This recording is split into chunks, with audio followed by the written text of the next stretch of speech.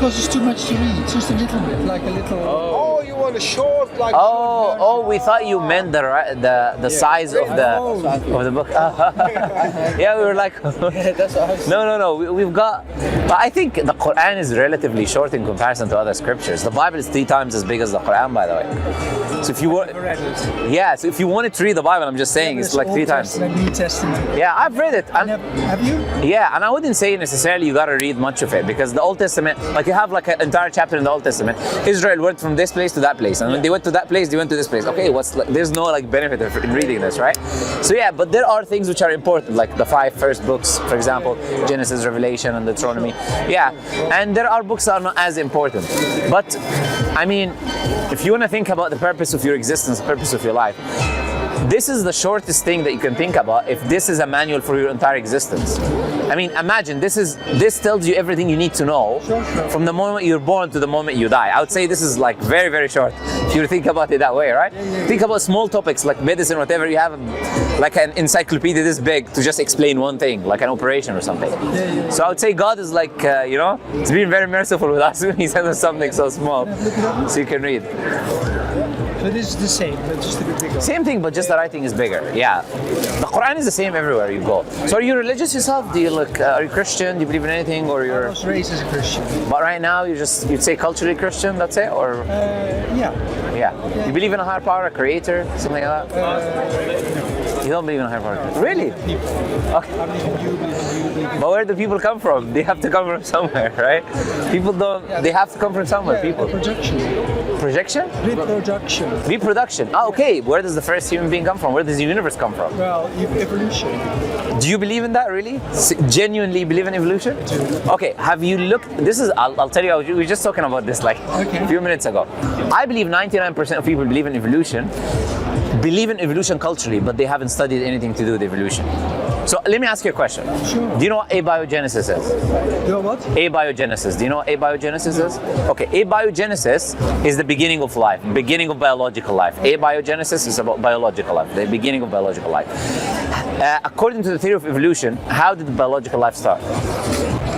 How did it start? Yeah, this is the basics of evolution now. How did it start? It started from like microorganisms in the sea, and then they start from a single cell organism, right? In the sea. How did the single cell organism come about? You're asking me? Yeah, I'm asking what science says. I'm not too sure. Do you know what science says? No. They don't know. There's no answer for that question. And you have the biggest propagators for evolution. For instance, Richard Dawkins or his likes. He will say, oh, there's something called theory that maybe aliens came and put life. So you believe in aliens, but you don't believe in God, right? Okay, so why would he say that though? Because you cannot explain rationally the change from chemistry to biology. You cannot explain this. Also, a cell, you know how complex a cell is? Cell is mainly made of what? Do you know what a cell is mainly made of? Protein. Proteins, that's what the cell, Proteins are mainly made of what? Do you know? Amino acids. Amino acids, right? You have different types of amino acids, right? You can say left and right handed amino acids. Today, amino acids is so unstable that even until today, we cannot use amino acids to create a protein. The cell has millions of proteins. The smallest cell, the bacteria cell, the smallest cell. So you're telling me some thunder somewhere in the sea, and we have so we have, let's accept this fairy tale, right? First step in the fairy tale, we have the magic soup, which brought us the first cell. Okay, how does the first cell now? Why do you call it fairy tale? Because it's irrational. It's irrational to claim that there is perfect conditions which cannot happen. Even today, we cannot recreate in a lab. You're telling me randomly it happens. We cannot even recreate it in a lab. Yeah. So using that thing of saying it's just magic and it's a fairy tale. Yes. And you can't explain how the first cell is created. Yes. Not only that, but yeah. Right. Then how does that explain the fact that God just said, "Let there be life"? A magical, random power, an omnipotent power. Perfect. And then on top of that, He's just gone and taken someone's rib, made some clay, and made a person. How does that justify it? Perfect question. Now the difference is when we talk about created living beings like organisms or cells or whatever, these things are not conscious, right? Water is not conscious. The clouds are not conscious. The rain is not. All of these things are not conscious. So you ascribe human attributes to it when you say they do this or they do that. So I can say that makes no rational sense because these cannot act act on their own. They require a cause, they require a reason. Now the creator or God, in our belief, or belief of everybody who believes in God, is a rational entity that is eternal. Now without that entity, you and me cannot exist. I'll tell you why. Now you have a universe, right? The universe has, they would say, most scientists would say it's a Big Bang, right? You have a Big Bang. This Big Bang is what? Is energy and matter compressed into something very small, a singularity, which then expanded very quickly into the universe that we have. Now we need an explanation. Where does the energy and matter come from? Number one. What is the cause? Because every effect requires a cause. That's what causality is. It's a law that everything operates under. So what is the cause? Now the answer would be, whatever causes the Big Bang or brings the universe into existence must possess power we cannot even comprehend. To compress an entire universe. The universe is full of cells. If you split it, you have a nuclear explosion, right? Atoms, sorry. If you split it, you have a nuclear explosion. The amount of energy in the universe. The knowledge that you need to have gravitational constants, atoms starts to form millions of years later, all of these stories like electromagnetic fields, orbits for planets and stars, you need knowledge you cannot even comprehend. So I'm saying, by definition, our existence must be a proof for existence of something beyond our comprehension as human beings. Because otherwise you cannot have a universe. It cannot exist. Right? So I'm not here talking about fairy tales or anything. What I'm using the product, and the product necessitates that whoever created this had knowledge of language, had plastic materials, had all of. You know that for a fact using the product. The product, which is the universe, gives us the certainty that whoever created it must possess these attributes. This is what humans refer to as God. So that would be very different now from talking about a rock doing something in its own, right? Because it doesn't have a will, it doesn't have ability, it doesn't have agency, right? So it's quite a big comparison. Now when I talk about evolution, the reason I reject it is because I've studied it. I've looked into it. Now evolution, the issue is not only abiogenesis, which I'm telling you. Even if we accept the existence of a cell, now you will add absurdities upon absurdities. How does the cell become a living organism? How does the organism become a living being? How does the living being evolve into, like, every part of the theory itself requires like an imaginary story. So it doesn't start, it's not as simple as just the cell, right? Now also, when we talk to about evidence, this I always say, what is the evidence for evolution? People will say the fossil record. People have no clue about the fossil record. Okay, what is in the fossil record that is proof for evolution? The what? What is in the fossil record that is proof for the theory of evolution? I would say the fossil record is evidence against evolution. Right now, just right now, I can give you, let's say, around 15 to 20 researches on science and nature, all of these magazines which accept evolution, right? Where they're bringing you forgeries. Lucy is a very popular example.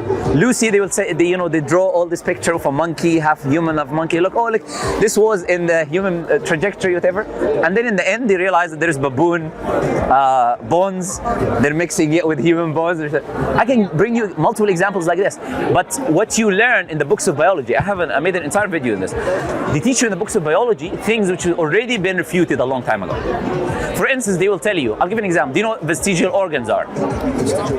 Vestigial organs, they will say these are organs left from a previous ancestor. So you had a crocodile or something, whatever is walking, and then now you have the organ left, but it has no use. The organ has no use now. It's left over from a previous, used to be useful, but it's no longer useful. They say that's evidence for evolution. They will use examples like the whale, the pelvis of the whale. But they're wrong, because we know 100 years ago that the pelvis of the whale are used in mating. They're not vestigial organs, they're not useless organs, they're used. They will use other things to do with snakes, the hook of a snake or something like that. And you go back, you find researchers 50 years ago that shows you that they use it for mating as well and use it for fighting. But they claim that's a vestigial organ. You open a medical book, 2017, 2018, Tilton University, is still telling you that this is a vestigial organ. What is it called? The appendix. We have research showing that it's not a vestigial organ. They still teach you in the university it's a vestigial. So it's built upon a lot of lies, assumptions, and people take it and accept, oh, this must be true. No, it's not. In fact, Darwin, have you read The Origin of Species? You know, chapter 6, entire chapter 6 of Darwin's book, The Origin of Species, he said these are the things which will falsify my theory. One of the things that he mentioned was gradualism. Gradualism is like you have a gradual change over time, right? Evolving gradually over time. There's something called the Cambrian explosion. Do you know what the Cambrian explosion is? My point is, when I mention these things, what I said to you in the beginning, people don't know evolution, right? They just wholesale believe it. So, Cambrian explosion, we found so many fossils of advanced creatures deep within the earth. Because the deeper you go, the earlier back you go in history. So they should be less evolved the deeper you go, right? But we're seeing things like tribulites, very advanced ants, And this is the issue, because no longer we don't have... Saying it's more evolved is subjective. It's more adapted to its environment. Maybe its environment changes and therefore it changes. You can't say it's more evolved because it has more complex things when maybe the environment it needed to be in changed and therefore it's evolved to adapt to its environment. But that is a refutation of what you're doing now is you're refuting gradualism. Gradualism assumes that the changes have... Yeah, so what you're saying to me, I agree with you. I don't have a problem with what you're saying. But that goes against gradualism. That's why they came up with a new theory, right? Whenever the evidence goes against what they believe in, they say, let's change the theory, right? But that's not how science works. So they came up with punctuated equilibrium. You're like, oh, they use these very difficult terms, so they make people, laymen, think, oh, that's very complicated for me to study. No, but it's just a term. They're like, oh, we have quick changes and gradual changes. Okay, you just came up with an excuse to try to refute, to come up with an answer. But Darwin believed it would falsify his theory if gradualism was refuted, right? So now that's why you have all of these different theories of evolution as well. Now there's like something called the third wave or the third wave of evolution, like a big group of scientists that say that we're skeptical about evolution. Like they wrote a statement, like 1,000 over scientists or whatever. They're not religious people, and they said we're skeptical that this idea is just a fact or whatever it's not true.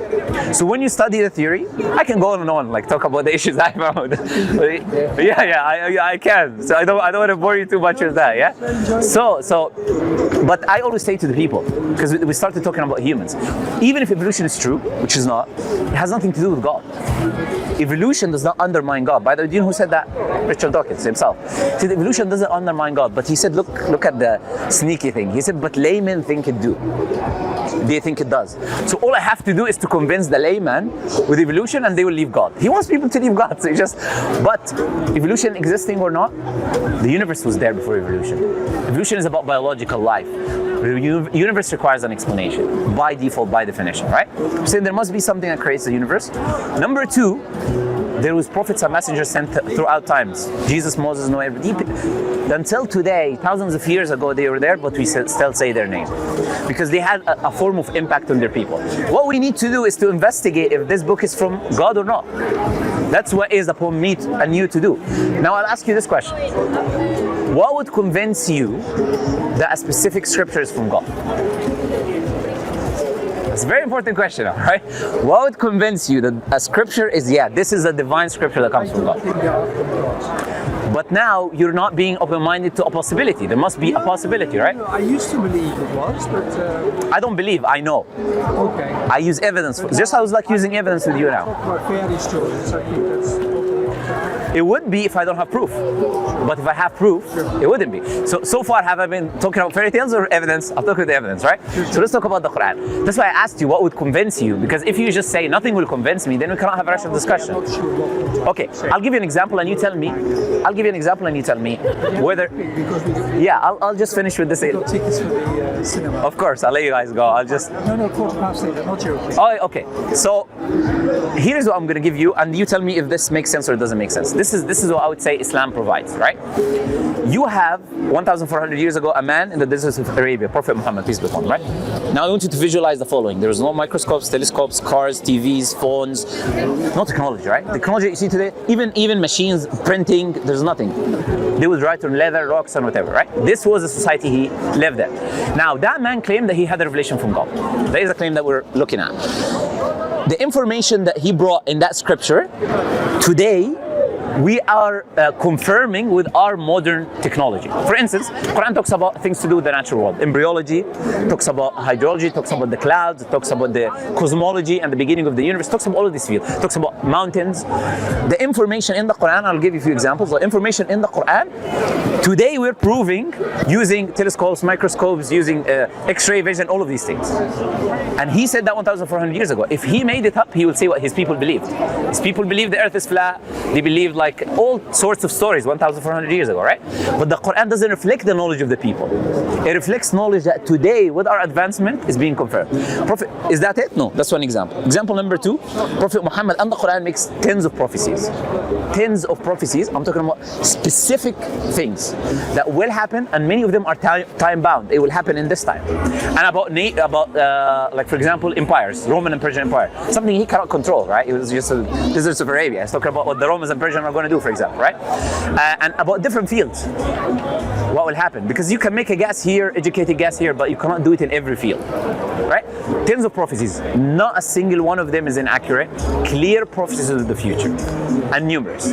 That is what the Prophet Muhammad said. Unlike Nostradamus, would he make vague prophecies? No. Not a single false prophecy. The Quran also, if you study the life of the Prophet himself, you cannot come with any rational explanation of why he would do what he done, if he wasn't truly a messenger of God. Like he will endure the suffering and all of this. You cannot come up with a rational explanation that refutes that. The last thing, the Quran talks about things in ancient history didn't exist in the Bible, didn't exist in previous civilization. Today we're confirming them. How? For example, have you heard of the Rosetta Stone? The what? Rosetta Stone. Do you know what that is? Rosetta Stone is a stone we found which has hieroglyphics, Demotic and Greek, and then we used it to translate the writings that the ancient Egyptians had in the pyramids. Before that we couldn't. It was discovered in 1799, 1,000 years after the Prophet.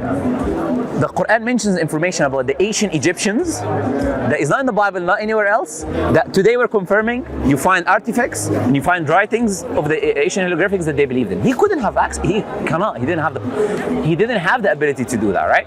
Same thing about Abraham. We find artifacts in ancient Mesopotamia. The Quran describes what his people believed. We confirm it today using artifacts, using languages that were dead, like Sumerian language. The whole temple called Zugrat of Ur was buried under the sand. He couldn't have access, it's impossible he could have access to this information, right? No matter how much of a genius, if you want to say he was, he couldn't. So now, if you add all of these things together, my question is it rationally possible? You provide me with an explanation, I'm happy to hear. Find me a rational explanation of him not being a messenger of God and doing all of this. Go ahead, I'm happy to hear. Sure.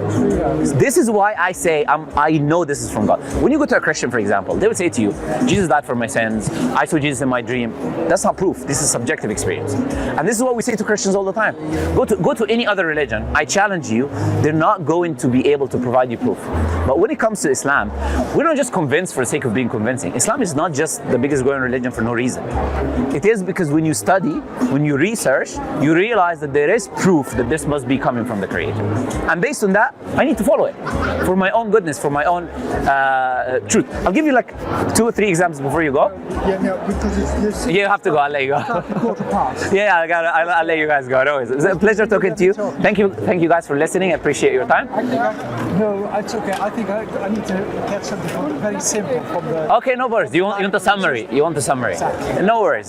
Some leaflets and then... You can take the leaflets maybe. The leaflets are okay. Small leaflets. There are some leaflets about and then get something more that I can read. Yeah, no, of course. But do read. But do read, please. And you as well. I know you're listening, so you as well. You should. Maybe you can take a copy before you go. You want one?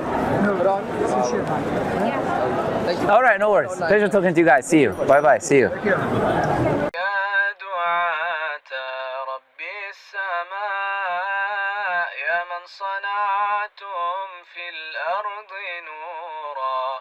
يا قلوبا فيها الوفاء بشركم اليوم السرورا